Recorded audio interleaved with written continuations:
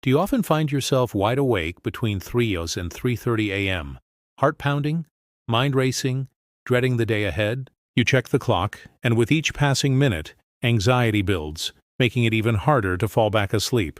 If this sounds familiar, you're likely experiencing what's known as intermediate insomnia. I know this struggle firsthand, and I've helped countless individuals at Young Forever Health overcome it. In this video, I'm sharing 4 scientifically proven strategies you can start using tonight to reclaim your sleep.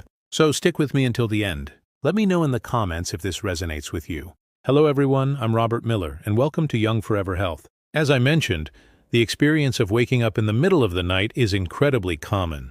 Through my work with clients in private practice and online programs, I've seen how disruptive this can be. I've also personally navigated periods of both initial insomnia, where it takes more than 30 minutes to fall asleep, and this intermediate insomnia, where you wake up after having slept for a while and struggle for over 30 or 40 minutes to return to sleep. There's also terminal insomnia, waking too early, and non-restorative sleep. But why does this happen? Well, there are several physiological reasons. Firstly, dehydration. If you go too long without drinking water, your body can feel dehydrated, triggering the release of adrenaline. This stress hormone can abruptly wake you up in the middle of the night. Of course, drinking too much water before bed isn't ideal either, as it might lead to bathroom trips. Secondly, prolonged fasting. If you haven't eaten for many hours, your body might experience an insulin spike around 3 a.m. If there isn't enough glucose in your bloodstream to balance this, you could experience hypoglycemia, low blood sugar, typically between 3 and 3:30 a.m. This specific time frame is often when our bodies are most sensitive to these metabolic shifts, leading to an unexpected awakening. The crucial point is that if this pattern repeats night after night, your brain starts to get conditioned.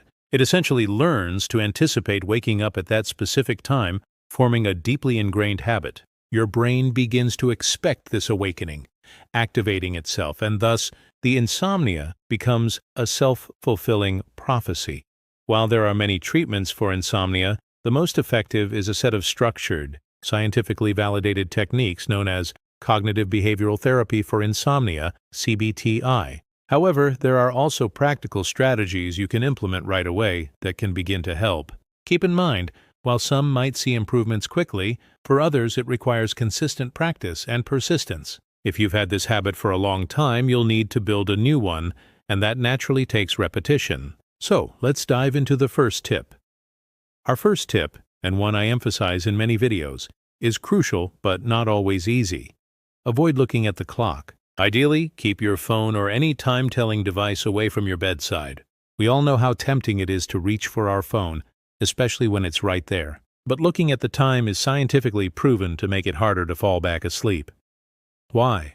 Because as soon as you see the hour, your mind starts racing. Oh no, it's 3 a.m.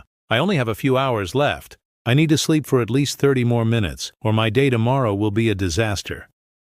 This desperate attempt to force sleep creates a mental tug-of-war. The harder you try to sleep, the more awake and anxious you become. It's a battle you can't win. So, the primary goal is to not look at the clock at all. If you can't keep your phone far away, at least make a conscious effort not to check the time.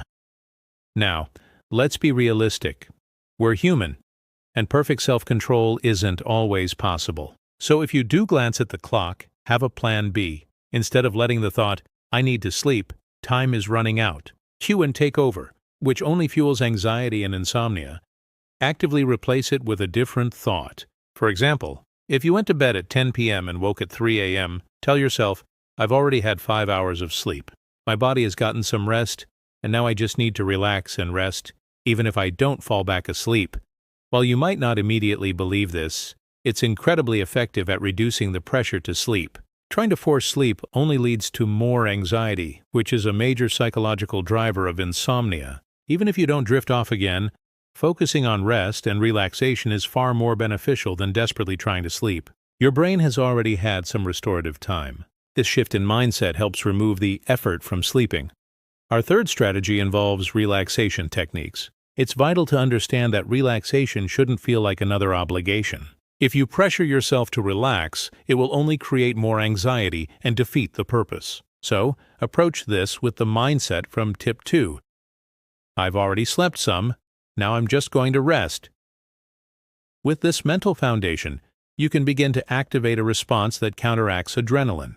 One of the most studied methods is the 4-7-8 breathing technique. You inhale for 4 seconds, hold your breath for 7 seconds, and then exhale slowly for 8 seconds. This rhythm helps to calm your nervous system. If the 4-7-8 feels too long or complex, especially when you're anxious, a simpler variation is the 2-3-4 breathing.